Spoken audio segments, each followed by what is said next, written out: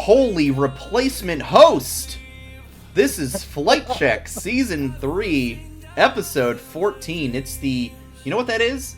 That's the Pi episode, ladies and gentlemen. It is the Pi episode. 3.14. We're back once again, not talking Pi, but all aspects of Super Smash Bros. Melee. Wow, I didn't realize that this was not only the Melee episode, but also the Pi episode. This is really the best day of my life. I get to invade Flight Check. And, absolutely. And you're hearing for the first time a replacement guest host for the evening. My name, as always, is Sandy Toes. To my left, my fellow host and usual co-star, Noxwar, but bringing in all the way from the Dakotas, it's Dean, ladies and gentlemen. Hello. Hello. Frequent Flight Check Discord community member, and usually in the chat as well. We are very excited for this special episode tonight. You know, MSI, it's cool and all, but you know what the cool kids really are talking about? It's Battle of BC5, which wrapped up yesterday. Some banger sets in the top 8. Lots to talk about, I'm sure. We have brought Dean on for 2 reasons. One, really to talk about Battle of BC5 in ways that Nox and I certainly are unable to from our layman's perspective. However, we brought in an expert. We brought in the expert. We phoned a friend, if you will. But really this is occurring because our usual co-host, Curly, did lose. It was a 1v1, wasn't it? Yeah, it was. So it started off in Flycord. I don't even remember how it started. I was just talking about how fun Silas is, and then Curly just pounced up and was like, "Hey, yo, 1v1 me. I got this." I said, "All right, sure. Are there stakes?" He said, "Yeah. If I win, you're not allowed to take Ignite and Ranked, and if you win, you get to be on the show." I'm like, okay, cool. And then I just whooped his ass 2-0, and now here I am. It's as easy as that, really. There you go. Brilliant. Dean, how about you give us just a little bit of quick background on your knowledge of the Melee community, you know, what you are, who you are, what you do, what your, if any, and I know there is involvement in esports, but just kind of give us the rundown real quick of sure. Of where you've been and where you're going. Sure, 100%. Well, I've been watching competitive Smash since 2013. Started watching Melee around, would have been Apex 2015 was the first tournament that I watched live. So just was able, following from then on, Melee was like the first like big esport that I've been watching. Got in with the Smash Doc, like a lot of the top name Melee players right now. And since then, I joined my local scene, started playing in 3 different Smash titles. That led me into becoming a fan of League of Legends and how I got into following first Echo Fox, then FlyQuest. So when I heard that FlyQuest was getting involved in Melee with the signing of KoDoRiN, I was super stoked. I was super excited to see my favorite esports org that genuinely does really cool initiatives and really cool things starting to contribute way more into a scene that's been with me for nearly a decade at this point. And then from then on, KoDoRiN started growing and getting a chance to travel. And then Genesis 2 Genesis 8 happened. Jmook randomly got second, was the hottest free agent in Melee. FlyQuest jumped on that, and ever since then it's just been, I've been seeing a lot more people from FlyQuest get into Melee, and that's been the absolute coolest experience for someone that's followed the scene for so long. Just seeing this sort of resurgence in interest from so many people has been really, really cool to see. It's kind of funny because this game's what, 20 years old now, right? Give or take. Oh yeah, 22 years old, released in 2001. This game can drink now, which is crazy, right? But it's funny to think like the game has always been like popular, but it's gone through like wax and wanes of like popularity, and it almost feels like it's kind of on the come up again. I know there's been a lot of like issues in the scene in the past couple years, but like the popularity has actually kind of skyrocketed again recently. Would you say? Oh, 100%. And this is probably the most popular that Melee has ever been. Because going back for a real quick history lesson, when Melee first started, it was like a 100-person bracket was like a big deal, and it was like a big thing. And now a 100-man bracket is like a regional that happens once a month. Yeah. And then Wow. the game kind of died a little bit when Brawl came out, its successor on the Wii. MLG decided to stop running Melee tournaments and started running the Brawl circuit instead. And when Melee was on its absolute last legs, EVO 2013 had its last game on its main roster, was up to community vote. Whichever community raised the most money for a charity cancer drive would be the last game added and invited. Melee ended up winning the drive, but Nintendo put an immediate cease and desist on that as soon as they saw the result. There was genuinely mainstream backlash from that of everyone, like Kotaku articles, social media outrage. Genuinely, it was such an incredible frustration that Nintendo backed off about as soon as they put out the cease and desist. And ever since then, it's just been this uphill climb for this community of going places that really I don't think anyone had ever expected. Because we've had several global tournaments since then, like Smash World Tour, rest in peace. Panda Cup for all the controversy that came with that. But this game has truly transcended country borders and has become almost like it's one of the few like truly global esports out there. It feels like. Yeah, it's just absolutely incredible to me that I don't watch a lot of just the small Melee tournaments, but I have watched a lot of like Genesis and Evo back when Melee was at Evo regularly. A lot of the important majors, I usually am paying attention to who's winning and try to catch top 8s when I can. And what's amazing to me is that in the last few years, I feel like between like 2015 and 2020, there was just the same cast of characters rotating in and out. You had your Armadas, Hungry Box was there for a long time, Mango for a long time as well. And they were just the mainstay guys that you would see making those top 3s, top 4s. And you would have a couple others here and there. But now, it really feels like in the last 3 years, I mean, honestly, I hate to say this, since COVID, there's just been a resurgence in the online community, which really I think you can attribute to stuff like the Slippy system. I think just there actually being a legitimate way to play online versus other people instead of having to go to your friend's house or go to a gaming center and play other people online or in person. And now you've got all these new names coming in. You've got Zane, you've got Jmook, KoDoRiN, Cody Schwab, like all these guys who are like now really coming up, and they've supplanted all those big names. I mean, Mango didn't make top 8 at Battle of BC, which we'll get into. HBox dropped out. Right. Seventh. Seventh. Yeah.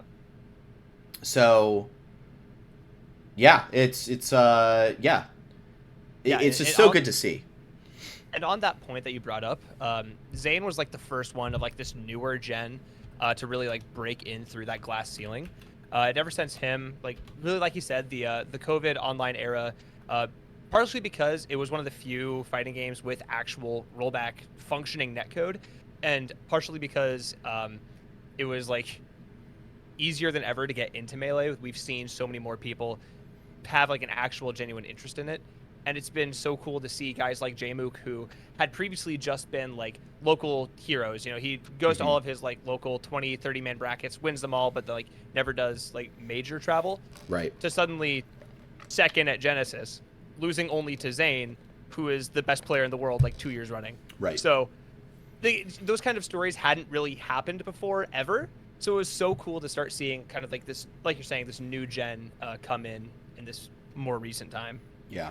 Could you answer maybe a question for me? So, like, when you say a player is like being regarded as best in the world, I know that there are like the SSBM ranks and the Panda Global ranks. But generally, in your opinion, how does does the community subscribe to one or both of those as like the official ranking, or does the community generally have their own perception?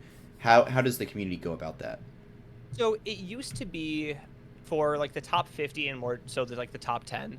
It used to be the Melee.me rankings was like the more or less the Bible. Like as soon as that got published, is like, okay, here's your seeding, here is your top 10 for at least the next like 3 months, and then after that point, whatever.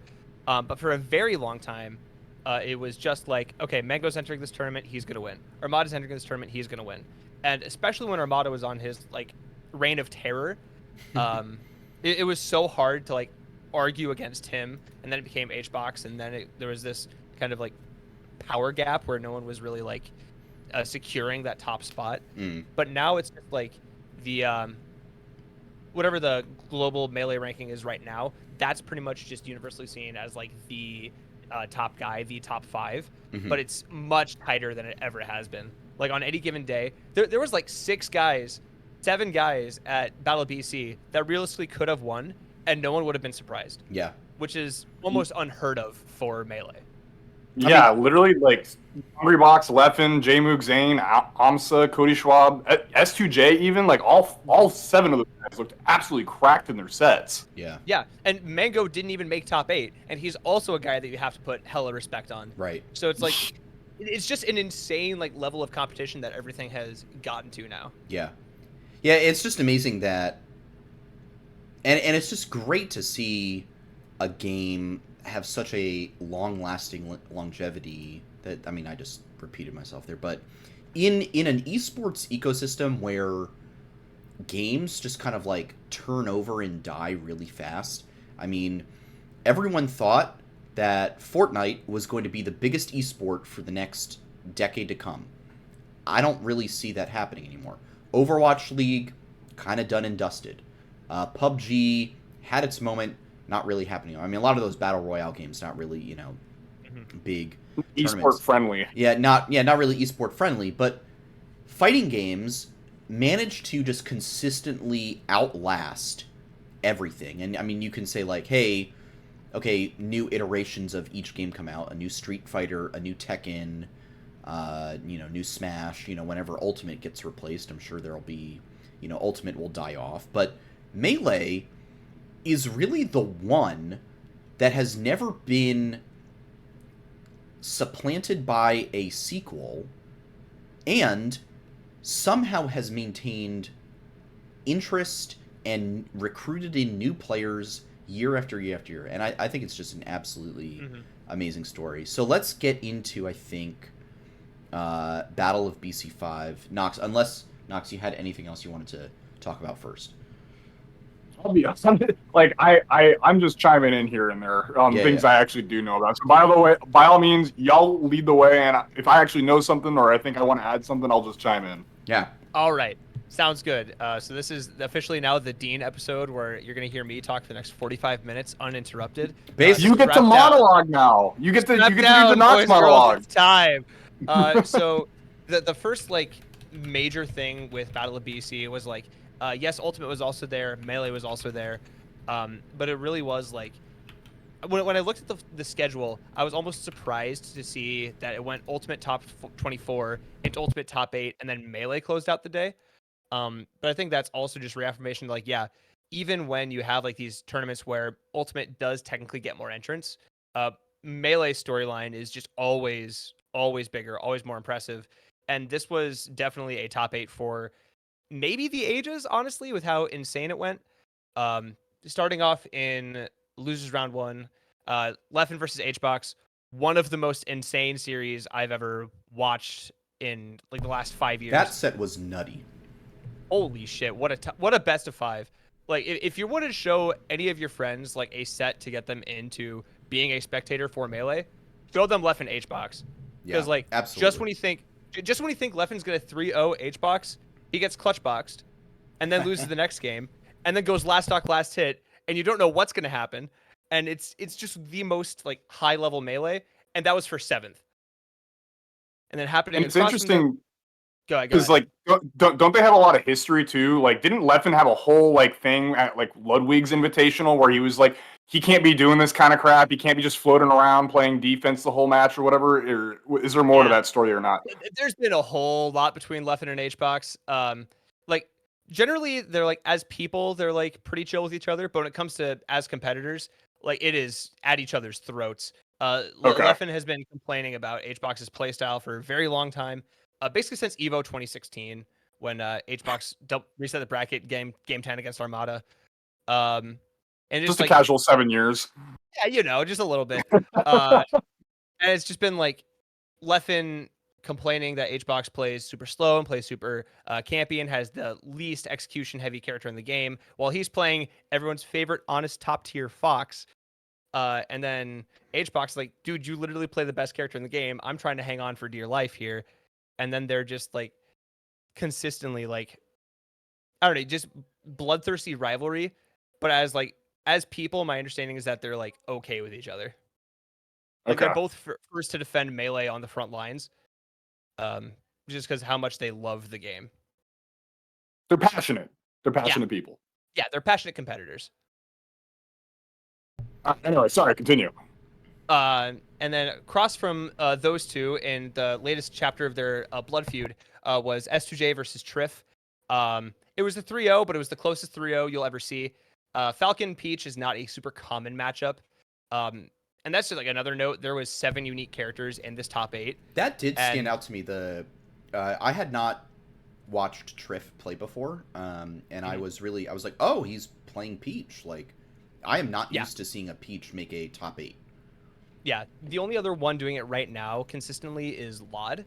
But this was definitely an upset for Triff to get here, because pulling up the bracket, he had to play through a few sets and losers. Played against Forrest 3-0, Elliot 3-0, Zuppy 3-1, Axe 3-2, and Sunsei 3-1 from top 24 loser side to even make top 8. So, and that's like, Axe and Sunsei are some names that people might recognize. The best Pikachu of all time, and then this huge up-and-coming Canadian Fox player. So just like, he had to go on an insane run, and even though he got 3-0'd by S2J, he kept it insanely close. So that's a very impressive run from him by all accounts. Definitely. Real quick, not to take away from the tournament, but something I've wondered for a little bit now in watching recent Melee is, like I mentioned, when I was watching like that 2015 to 2020 era, I felt like almost everybody, like you had a lot of like Fox Dittos, Falco Dittos, Fox Falco matchups. It felt like those characters and a couple others maybe were just universally seen as like the ones to play. Of course, you had HBox playing the Puff, but it feels like now you've got such a wide variety of characters that people have brought out. You've got Jmook on the Sheik. aMSa was playing Yoshi. You've got Kodo and Zane who play Marth now. Like we just said, there was the Peach in the top 8.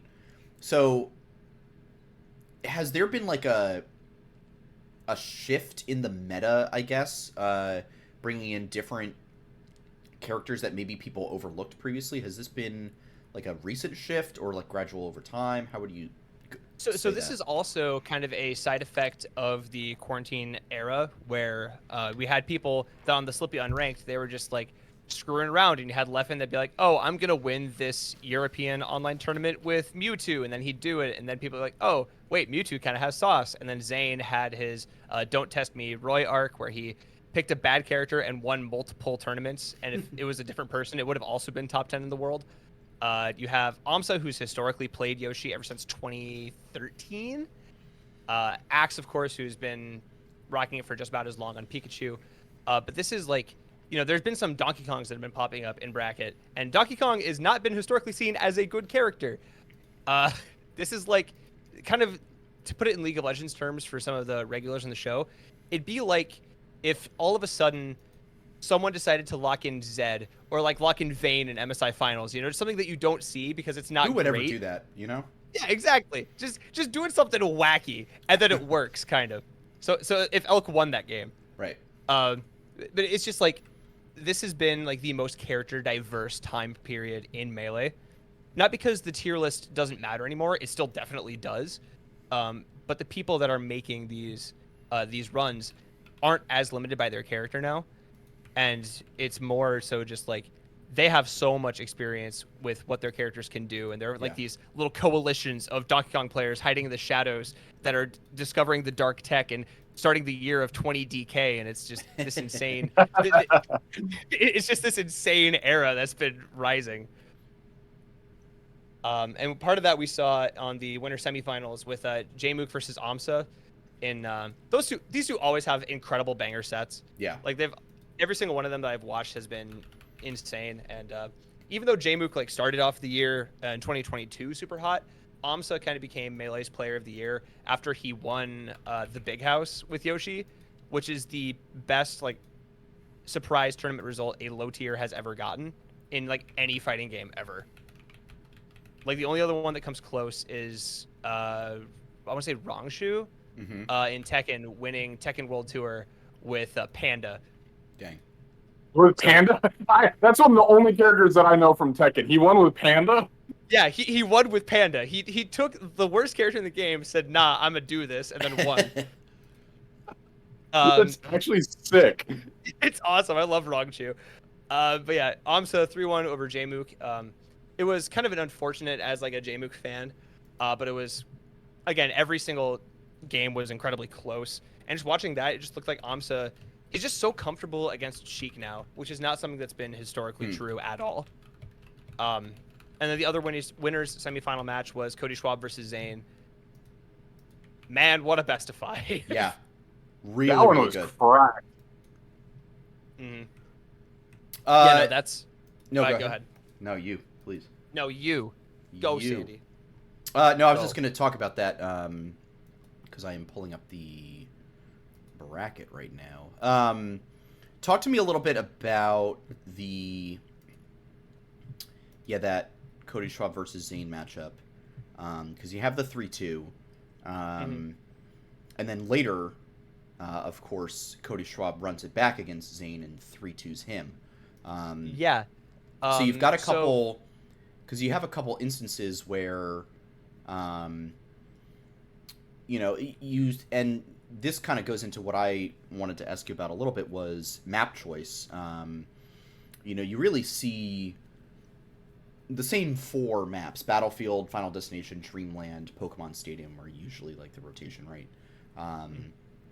So I thought it was really interesting in that first 3-2, the one that Zane won, where Zane went with FD for game 2, and then Cody Schwab loses on the Dreamland pick and then runs it back on Dreamland. So like maybe if you could go into kind of like that Dreamland choice, and was there another option for him instead of running it back, or was that probably his best option? He could have gone Fountain. Okay, yeah. He could have gone Fountain, but I think that Dreamland is just a little bit... It's super like dependent now because stages in Melee matter more than almost any other game out there. I think his thought process was probably, I like having more space to run around, and it's way harder for Marth to kill on Dreamland. Because you saw both games, against last stock, he was at 170+%, which is... Fox is light. He doesn't live to 170+% on any other stage consistently. Right. So that was partially him taking advantage of one of Marth's more weaknesses as a character. Like, it's been... The joke is Marthritis, where he'll either kill you at 20 or not until 220. Yeah. So I think that was probably his thought process there. And then I wasn't able to catch the reset live because I had to go to sleep in time for work. But that was just going over the stages again. Give me 1 second. Looks like so they, yeah. So in game 4, Cody did go to Fountain. Yeah, after being down. He 2-1. Yep. So he picked Dreamland and won that. Lost on FD, and then went to Fountain, and then Zane went to Stadium, but Cody Yeah. won on that one. So that's an example then of a set where it like Battlefield is generally seen as fairly even in this matchup. Then, yeah, Dreamland is a little bit more Fox favor. FD has historically been super Marth favored, but recently some Foxes have been making it less so. Fountain is kind of a weird one where it's like pretty even again because both characters can cheese each other super well. And then PS1 is like the closest thing to like a truly neutral stage that exists right now. And that's true in both Smash games right now, Ult and Melee, where Pokemon Stadium is like the go-to stage. But just looking at this real quick again, it was like, in the first set, Zane almost four-stocked Cody on PS1.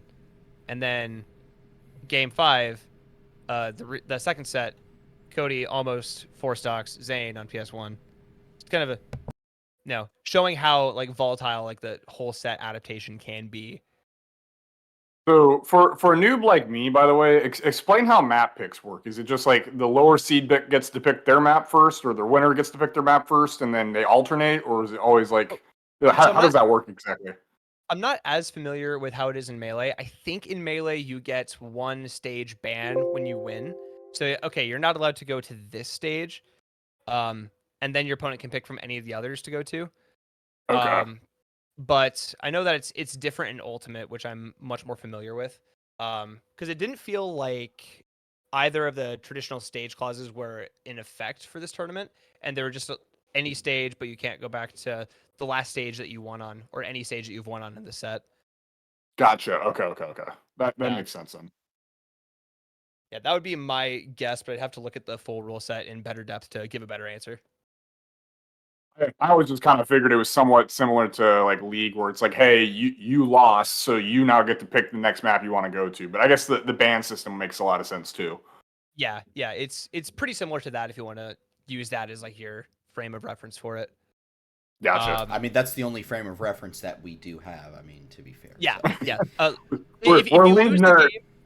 If you lose the game, you should get like some kind of like, okay, now the next game's on your terms, Right. with an asterisk, because you don't get to go here, but anywhere else is fine. Right. So like getting into rest of the bracket. So aMSa beats Jmook. Zane wins the 3-2, and then aMSa dominated winners final 3-0. I remember watching this, and it didn't feel close. Like aMSa just felt like he had Zane downloaded. And Zane even went back-to-back stadium in games 2 and 3. And that has been a very recent development, because for a very long time, aMSa struggled against Marth, but it seems like he super recently figured it out, and against Zane specifically, but also against KoDoRiN, like he's found the Krabby Patty secret formula and is just not losing to Zane anymore ever again, which has been a crazy development in this like meta. So, out of curiosity, how closely do you follow KoDoRiN on social media? I follow him on Twitter. I am not. His tweets don't pop up in my feed because Elon hates me. Oh no. Well, part of the reason why it's funny that you bring that up, because some of the things I noticed is that one of his practice partners that often pops up, it's not like a reoccurring one that often, but like he's one of his go-tos is aMSa. Like KoDoRiN scrims aMSa a lot. So I'm assuming that's kind of where aMSa picked up the ability to actually be able to fight Marth better now, is kind of from KoDoRiN. And I'm sure he has other practice partners too to figure it out as well. But I kind of wonder if that's where it kind of came from a little bit, being scrim partners with KoDoRiN. That would make a lot of sense too, because like KoDoRiN is the second best Marth in the world, and after him and Zane, there is a noticeable fall off. So if you're aMSa and you want to learn some of these problematic matchups, you're not going to get much better than second best Marth in the world. So that would make a lot of sense. Yeah. How important is kind of the practice meta, do you think? Is it more common for players to keep their, I mean, we'll call them scrims just for the sake of easy translation between League and Melee, to keep their scrims limited to like a circle of like, 2 or 3 partners? Or are they just playing like anyone? Because I will note sometimes at events, I'll just see a player tweet like, "Hey, is there anyone at the venue who plays Pikachu? I need to play. Yeah. I need to play a Pikachu really quick." Because then it sounds So- like to me like they've never played against a Pikachu in their life. They have no idea how that character works, and they now really need to quickly download what those moves are. So it's actually really funny that you bring up Pikachu specifically, because Zane very famously has struggled against Axe, the #1 Pikachu in the world. And he has like his circle of people that he consistently practices with. Was Bobby Big Balls for a while. Now it's Cody Schwab, Mango a lot. It's a lot more of those guys. But I want to say it was at the most recent Melee Summit, the last Melee Summit. Tyler Swift, the #2 Pikachu, was invited.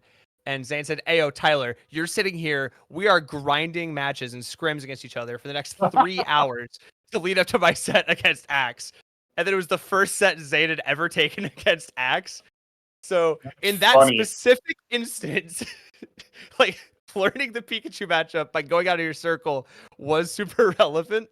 But for the most part, it's generally like, here's my 3 guys, because these are like, the guys that know how to punish my bad habits the best.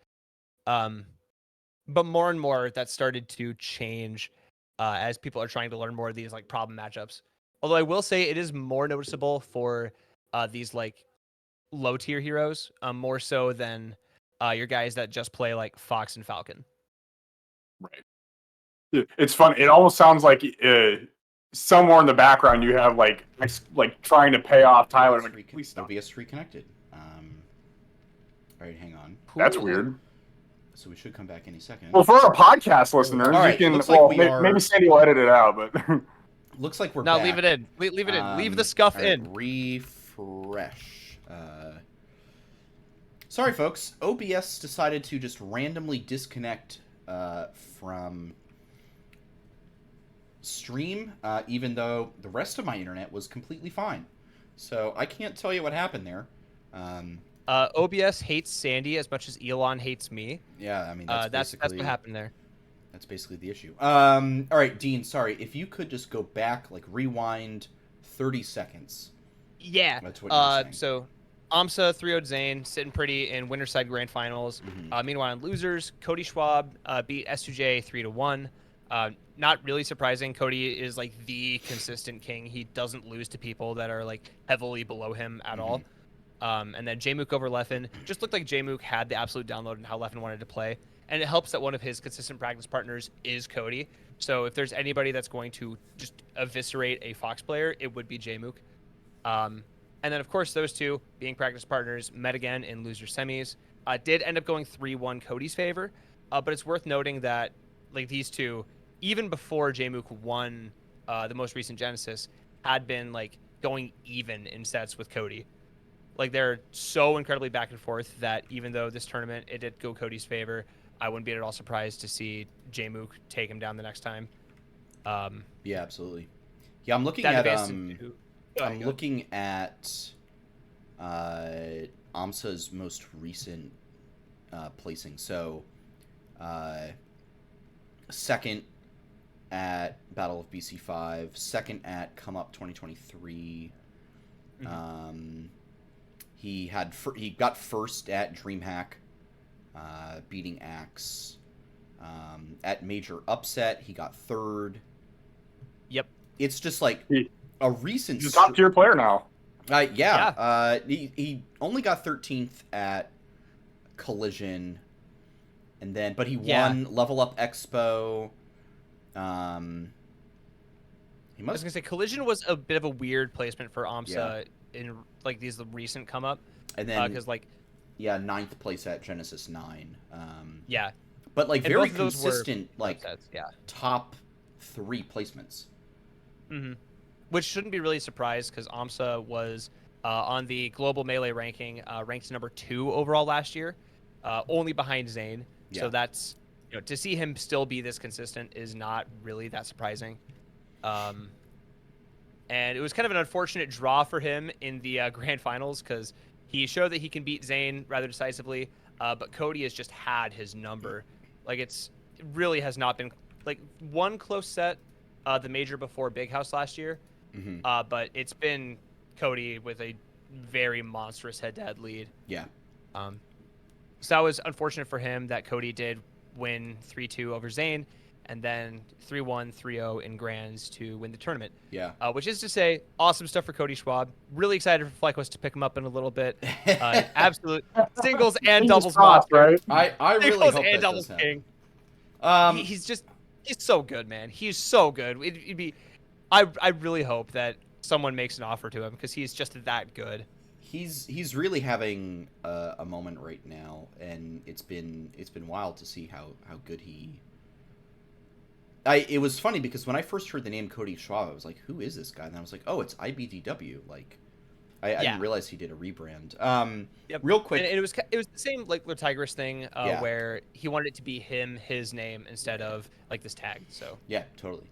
Let's talk about FlyQuest real quick in regards to this tournament. So, Jmook gets down 3-1 to aMSa, and then I'm gonna say, and this is just my uneducated take on it, even though he beat Leffen, it looked pretty close. Like, it did not look dominant. I was gonna say he got saved a lot by I don't know the correct terminology or anything, but like Leffen messed up on I think it was his edge guard and basically SD'd. Like I don't think it was counted as an SD, but he basically SD'd off the stage. There were a couple and it of left SDs, him, yeah.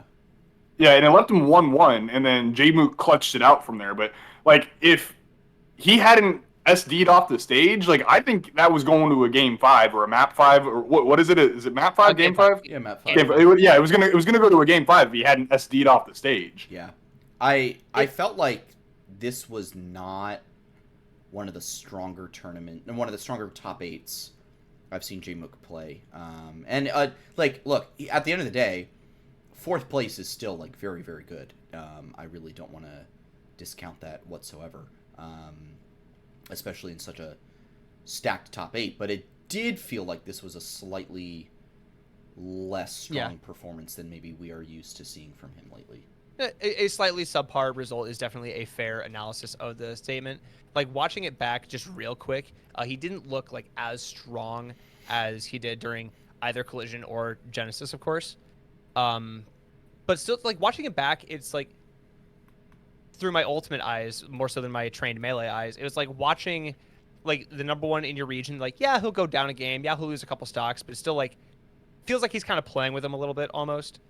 And then he gets 3 stocks, and then he wakes up a little bit more.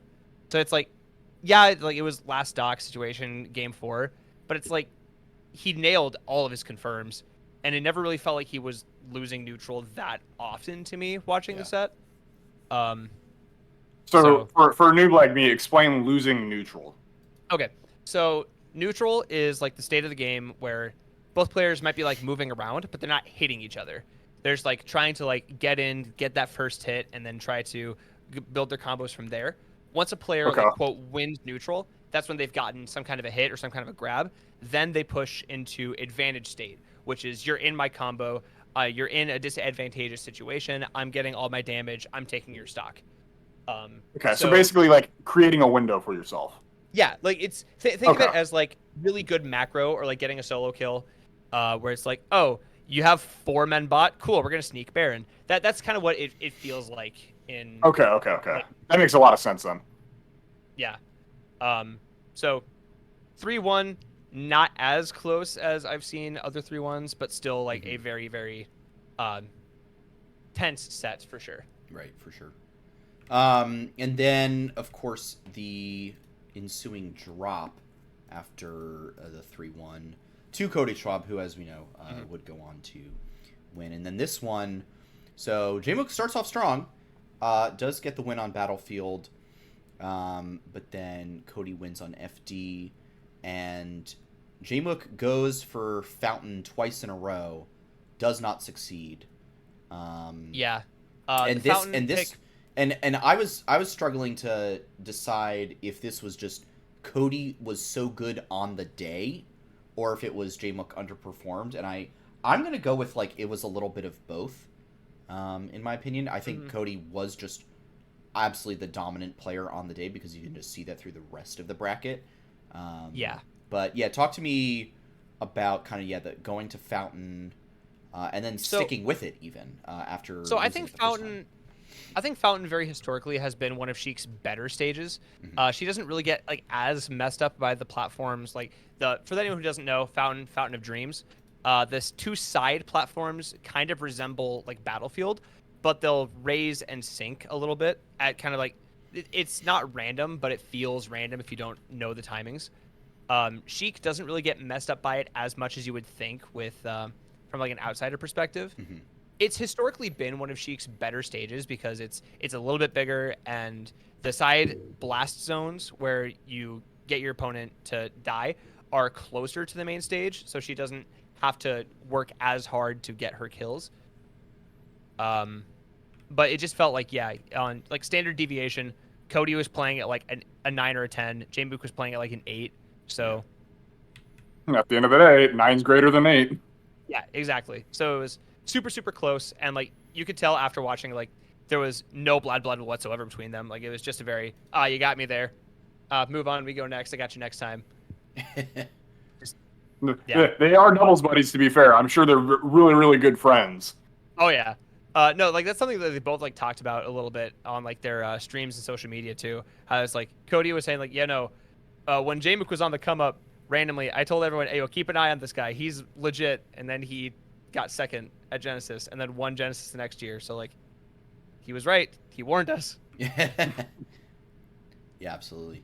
So then 3-1, and then Cody Schwab with the run back, taking down Zane 3-2. And honestly, the way that grand final and then the grand final reset went, this losers final almost looked like the more competitive like championship than anything else. But because just like 3-1 into 3-0, and like you have to think at some point, like, okay, so I guess the question is the Fox Yoshi matchup just that imbalanced in favor of Fox, or like is it that bad, or was like because aMSa doesn't strike me as the kind of guy who like his mental goes boom or anything. Yes, the matchup is that bad, but aMSa is so good at the matchup against anybody that isn't Cody Schwab. Okay. That literally if it had been any other Fox player, I'm betting on aMSa 10 times out of 10. Interesting. I mean, but it's Cody. He played Sunsei and destroyed Sunsei in like the upper winners bracket. Like literally 3-stocked him, lost, 2-stocked him, 2-stocked him. Yeah, it's like it's just Cody that seems to be the problem for aMSa. So I think it's just like the playstyle thing, where it's like for whatever reason this playstyle just works so well against aMSa, and it's just like Cody is him. He is that good.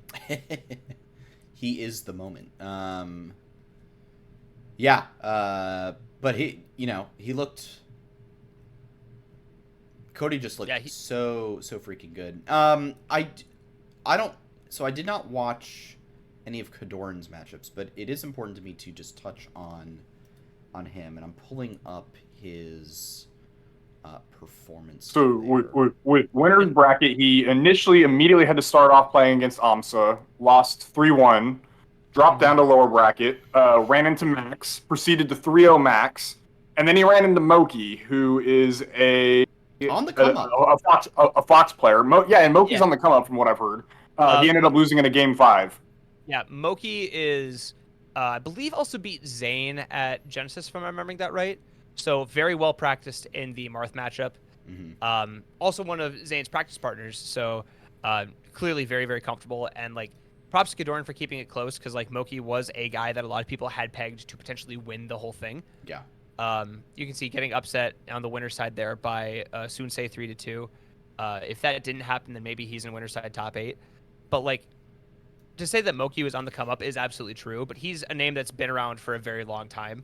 So I feel bad for KoDoRiN, because it's like he always gets like the shit luck in the polls and bracket, where it's like, oh, this dude got upset by someone that normally he doesn't ever lose to. Right. Now you have to play KoDoRiN.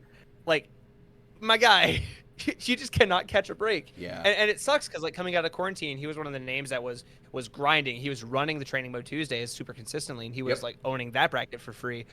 And then he comes off like back onto his local scene and is just so on top of everything. Is a consistent threat in top 16, but it's just it feels like he's consistently being robbed of like that breakout tournament, and I'm waiting for it to happen because I think he's at that level.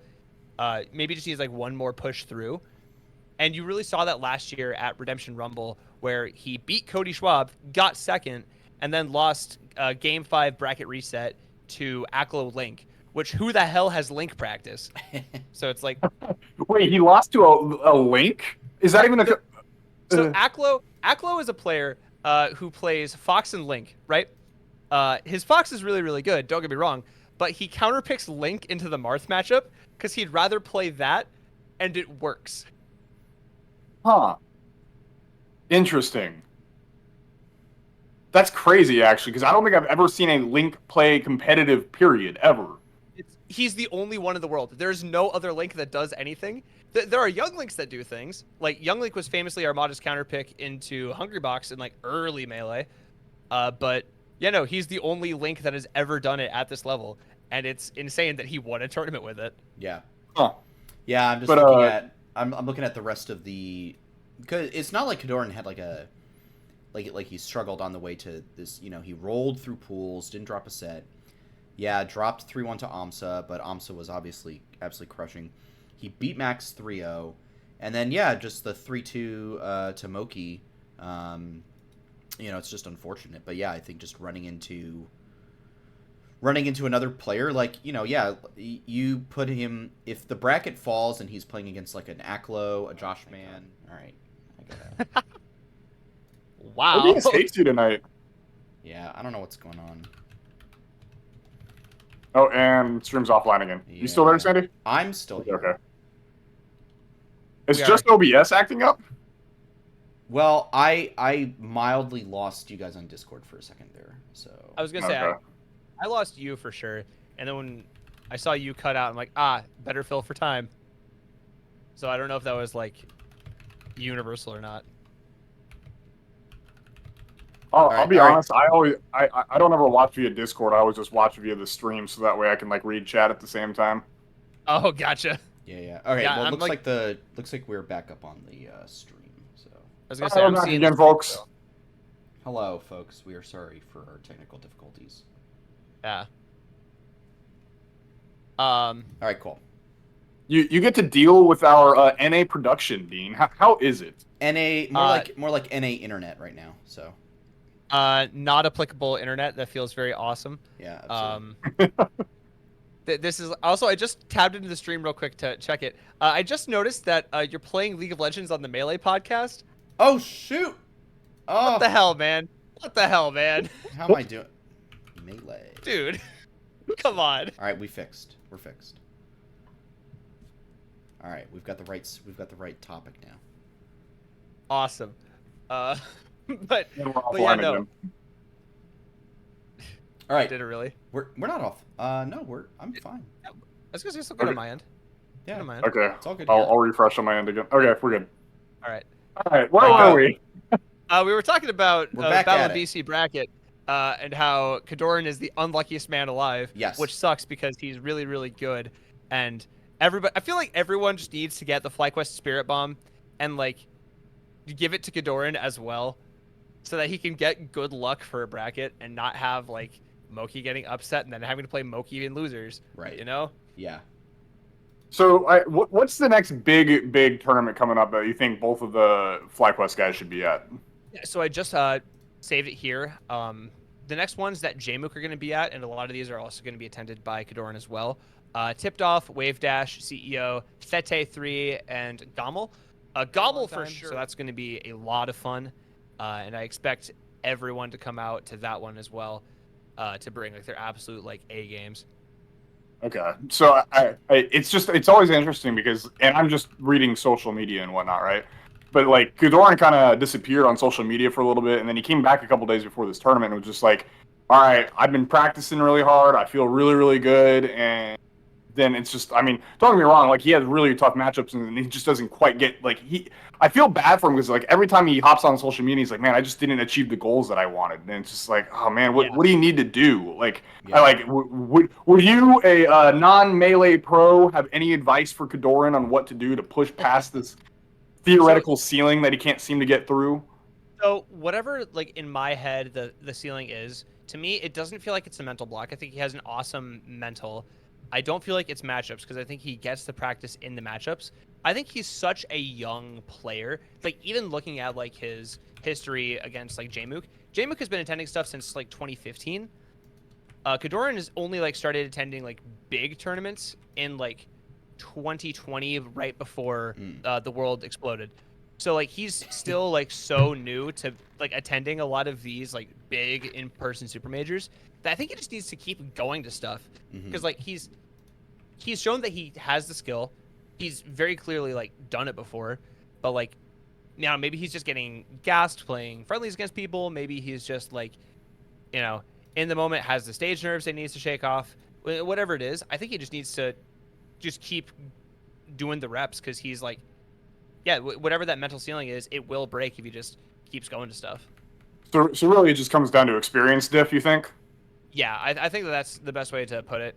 He definitely feels like, comparing his play style, he feels very much like a more of a Mewtwo King style Marth, which is very explosive, right? Like more so than Zane. Like I get my one hit, you are dying. It doesn't matter where on the stage you are. Your life is mine, and it will be by my blade.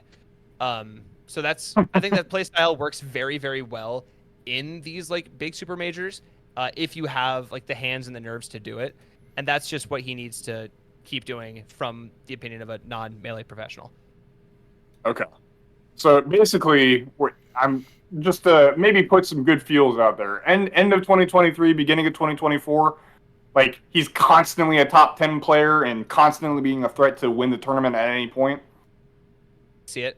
I think he needs to continue to go to stuff, but I could absolutely see that timeline. And Okay. even like in his losses, like he took a game off of aMSa, which isn't something that Zane did, and then he lost 3-2 to Moki. So like it was right there. It just barely escaped his fingertips. Like he's so close to being like that consistent top 10, consistent like top 8 threat. It's just like that one last push, and then I think he'll be there. It's good to hear that like it's not just him being stuck. It sounds like he's just on his way there and he's just not there yet. Yeah, definitely like a part of the road trip, part of the journey you got to get through to reach the destination. Cool. Nice. I was gonna say, you have any others, Sandy? I don't have any other Smash stuff, which I think is a perfect time to ask Dean if he's got any final Melee thoughts before we transition to our last non-Smash topic of the evening. So nothing really else for Melee. I think that this tournament is a very good like precursor for how the rest of the summer is going to be, and a lot of narratives are being set up. But I do want to real quick shout out the Ultimate Top 8. It was a lot of like Japan versus Mexico was like the big things to keep your eye on. But another name to keep your eye on from that event was Zomba, who is currently an unranked, not an unranked player, pardon me, currently a top 50 player that is unsponsored. So I know that there's been like a lot of people in FlyCord, mostly me, trying to say like, hey yo, FlyQuest should pick up this guy. I think especially after Battle of BC, Zomba should be in the talks for being like the guy, because like his social media, like he's a kid, but he's not like super immature on socials. It feels like he's got a pretty decent head on his shoulders, and he has the gameplay to do it. He 3-0'd Tweak, which is like roughly equal to beating Mango. So Okay. like that's a huge result for him, and like first top 8 in quite a while was one that was this incredibly stacked. Like I would be surprised if somebody doesn't make an offer, and I would like it to be FlyQuest. Yeah, I think that'd be absolutely incredible. I think it's public enough that we can say that Nick has definitely been watching Ultimate a lot. Like I don't know what the plans are or anything, but like it's something that he's kept an eye on. So I wouldn't say it's like out of this world of possibilities or anything. But I truly don't know how interested he is. I just know I bet you anything Nick's eyeballed Zomba at some point or another. Yeah, I would absolutely be surprised if he hadn't. Like this is a kid that has a massive like potential upside. So. Very excited to see his future as well. Yeah. Dope. All right. Well, we have ignored it all night. but I think it is time to wrap up MSI just a little bit. JDG 3-1 over BLG. After BLG did go on a bit of a miracle run. 3-0 over Gen G, 3-0 over T1. But then they did fall short. DRX Part 2 Chinese Boogaloo did not occur. But JDG dominant all the way through. Golden Guardians, BLG, T1, and then BLG again. It's always interesting to see how later results at Worlds reflect MSI, and I'll be very interested to see this. Will Korea be able to bounce back, as they always seem to be able to do at Worlds? They just seem to be even stronger by summer, end of summer, I mean. And then for my part, one thing I just want to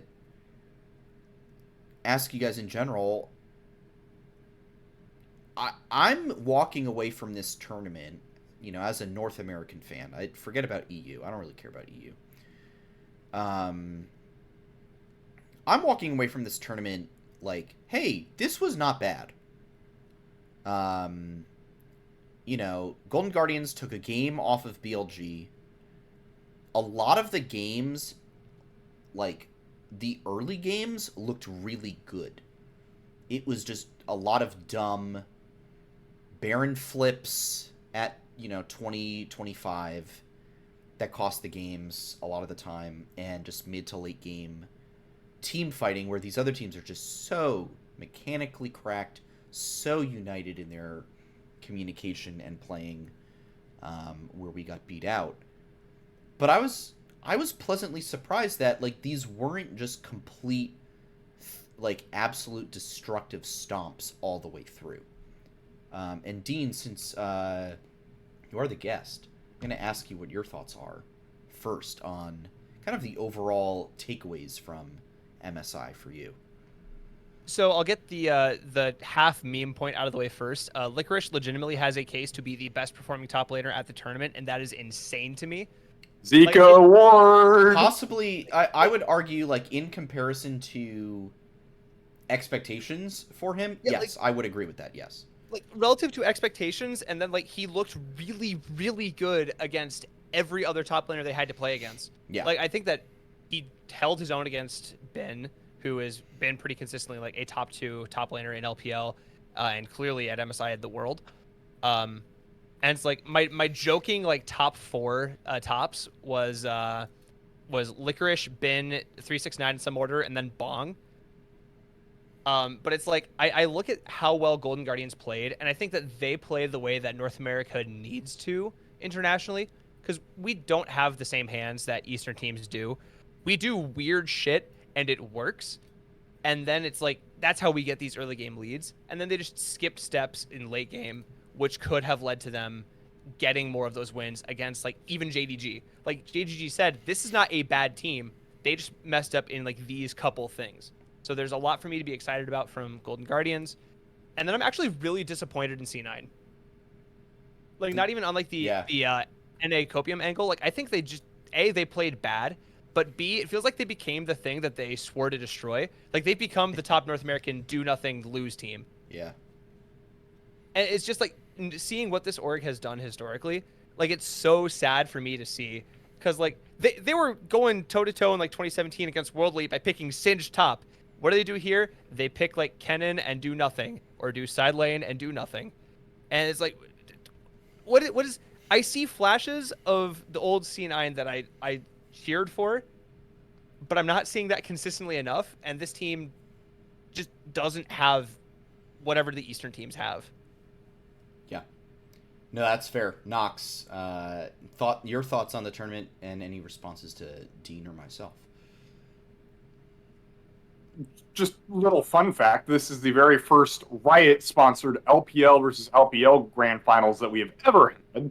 So I thought that was kind of unique, because it's been multiple years of Korea versus China, Korea versus Korea, occasionally China versus EU. I I don't think has there been a Korea versus EU final. I don't think there has been, right? Only time was 2017 MSI to my knowledge. 2017 G2 MSI. SKT. Was that? I think that was semifinals though, wasn't it? No, that was finals. The semifinals was in 2019 when G2 won.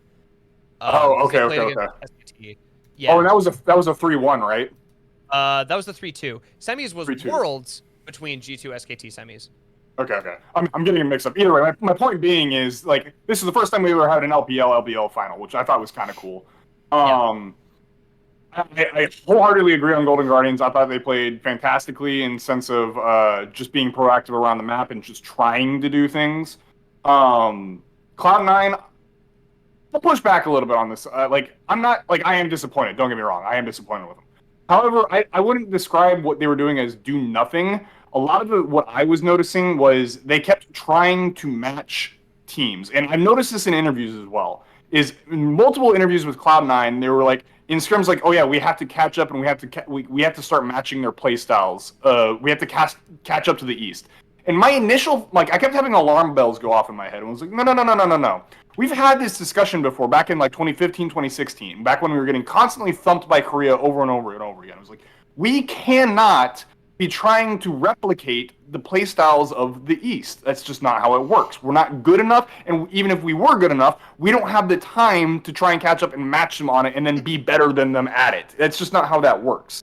And so, for me, what I kept noticing with Cloud9 is a lot of the times, especially between Blabber and Fudge and Sven as well, especially, where we tried to out-team fight them. Like, this is a team fight meta, right? It's just put all your power into your AD carry and, buy them space. That's what you have to do. And what I kept noticing with Cloud9 is Blabber would go in, or Sven would go in, or Fudge would try and go in, and someone else on the team was not synced up. And it was usually, even if it was only a second or two later, it was never a full-on 5v5. Every single time Cloud9 engaged into Gen.G or BLG, both of those teams were grouped as 5. They were ready to fight and just end it right there on the spot. Whereas Cloud9, it was okay, 3 people went in and they're maybe 2 or 3 seconds behind them, which doesn't sound like a long time, right? But in League of Legends terms, that's a very, very long time. But you had these final 2 people follow up, and at that point, the rest of the front line's already dead. And it's just because they didn't go all in at the same time. Cloud9 had really, really bad synergy issues this MSI is what I was noticing. And so hopefully what I'm hoping to see when they come back to the LCS is their team fighting is just when someone says go, they're all going. And it's not a matter of someone lagging behind afterwards. And then because it's NA, it's oh, this person can just kind of clean it up. Because against the East, you're not going to get those opportunities. They're going to completely just destroy your front line. Yeah. And because at that point, it's 5v2, you're not winning that fight.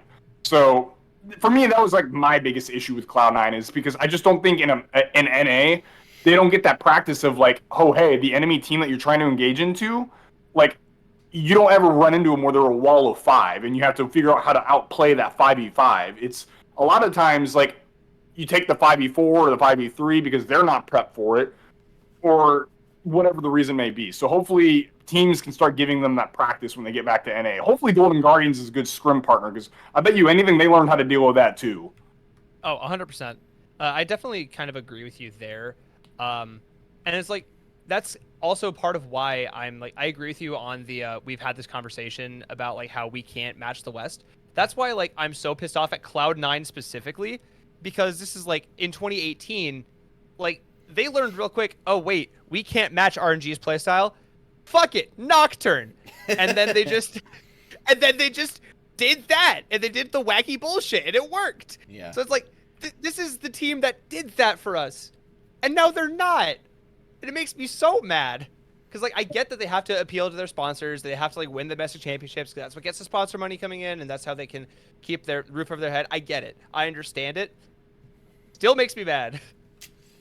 Ironically, and I'm just poking fun at you here, but that RNG game you're referring to, the Nocturne, also had a Kennen top. Guess what game 1 versus BLG was? All right. Kennen Nocturne. No, we don't need to talk about that. Those different players. It was Licorice and Sven Scarid. And all I'm saying is that they won that game with that duo. So True. But yeah, no, that's about all I have for MSI. I think overall, very solid tournament. I enjoyed the format. We've already been over this, so I'm not going to really repeat it. But there could be tournament tweaks that could be made for the future. But I overall really enjoyed it, even as an NA fan, as depressing as it was, only winning one game against the East and no games against Europe whatsoever. But that's not because we lost; it's because we didn't get to play them. Right. Yeah.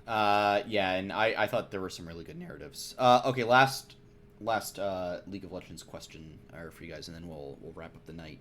Golden Guardians, do they run it back to finals in summer? And if not, do they at least make Worlds? And remember the caveat, 4th place does get you that shot against EU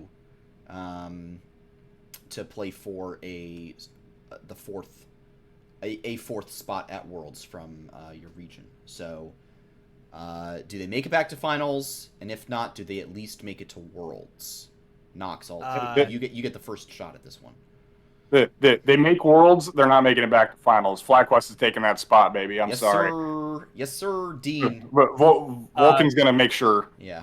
So they do make it to finals, but it's against FlyQuest. I respect that. Because Cloud9 they're gonna go up in. Here's my prediction. Here's my bold prediction. FlyQuest is gonna lose the first match against Golden Guardians. We're gonna make the losers run.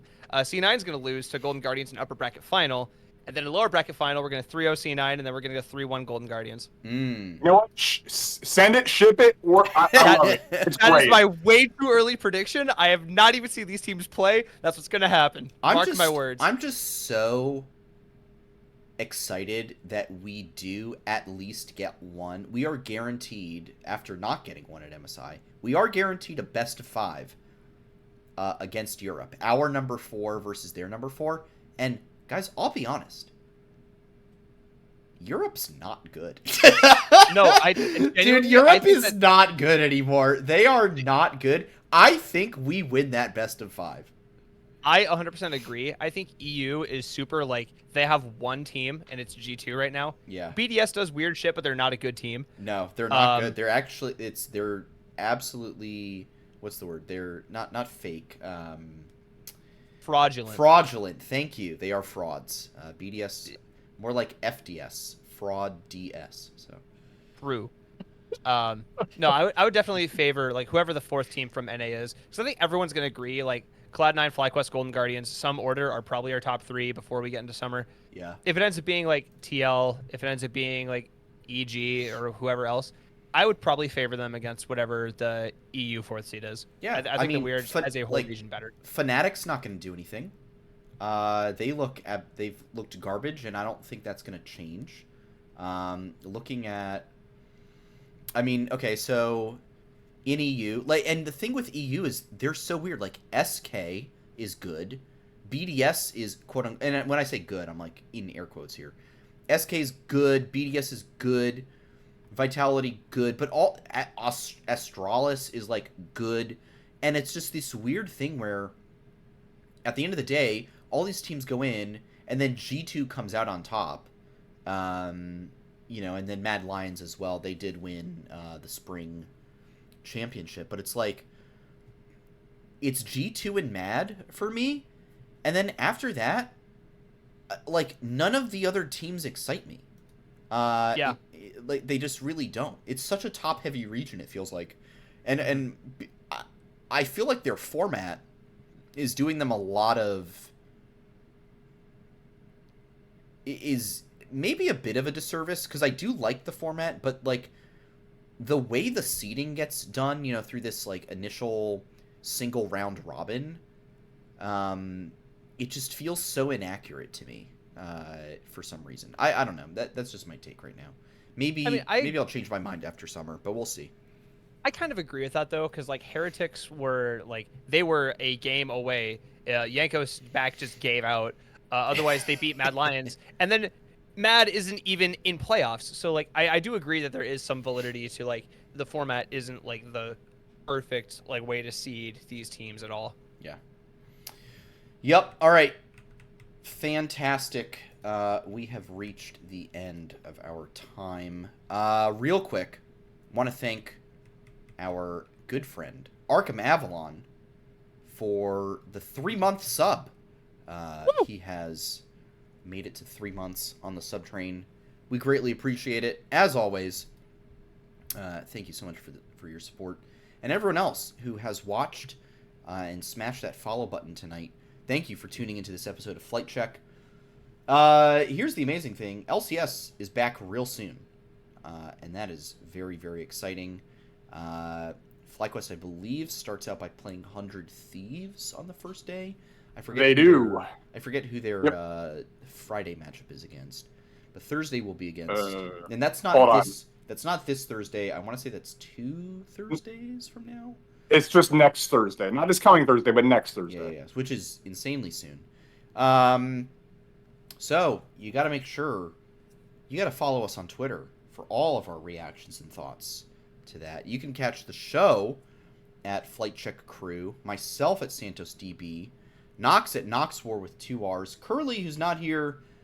You can catch him at Curly_QQ_, and you can catch Dean at YaBoy, that's boy with an I, TrevDean on Twitter. Make sure to hop into our Flight Check Discord as well. All kinds of esports discussion otherwise taking place, including Dean dispensing words of wisdom about Smash Melee. If you missed any part of this episode, the VOD will be up on YouTube tonight or tomorrow morning. If you're watching that and would like to catch the show live, we do broadcast the episode usually every Monday night, usually at 8 p.m. Eastern Time, right here at twitch.tv/FlightCheckCrew. Nox, coming to you first. Any final notes, shout-outs, or plugs before we wrap up? 2 things. One, the Friday matchup is versus TSM. So Thursday will be versus 100 Thieves. So it's a Friday will be versus TSM. Oh, yeah. Easy. Second thing is big thank you to Dean for being super freaking smart about the Smash scene and coming on and sharing your knowledge with all of us. It was actually very, I learned a lot, believe it or not. Appreciate thank you for that. Yeah, I love coming on here. Love getting a chance to talk about Melee. Any chance to educate and get people smarter about the game is something that I feel very strongly about. So thank you guys for giving me the opportunity. Thank you, Curly, for losing so I could do this. Appreciate it. Absolutely. Yeah, Dean, any shout-outs or plugs you want to make? I know you have a YouTube channel. A very quickly growing one at that. Quickly growing one. Why don't you shout that out and any other things you would like to hit? So just 2 things real quick that I want to shout out for myself. I do have a YouTube channel going. It is also just Dean !! But you can find it easier by searching for FGO in a nutshell. I currently am making shitposts about Fate Grand Order, and it's going surprisingly well. And then I also have a podcast where I also shit talk about Fate and other anime called kotalksu, spelled KoTalksu. It's like the heated table, but talk instead of tot. Nice. I'll make sure to put those in the YouTube description as well. So if people want to check that out on YouTube, you can see the link to those. Yeah, and we'll put that in the podcast description as well. Yes. Cool. For my part, I'm going to shout out the Strawberry Frosty from Wendy's, which is currently sitting in my freezer, back for a limited time. Hashtag not sponsored, unfortunately. Wendy's, if you want to do a brand deal, hit me up. If anyone knows someone who is working with Wendy's marketing, let me know. Sandy, you didn't get me one? You know, I'm sorry. Nox didn't get one either. Dude. Yeah, you and I are the no smoothie boat, Dean. It's fine. You and I can wallow in our sorrows together. God damn it. All right, back to my bourbon. Yeah, it's important. All right, I think that is all the shout-outs I have. Yeah, that's all I got. So, next week will be our LCS summer preview episode. So be prepared for an absolute banger. But until the power rankings return, stay safe out there. Don't forget to hit the head on the nail. And we'll see you all very, very soon. Adios, everybody. Bye. You do one, guys. For Curly, peace, y'all. Peace, y'all.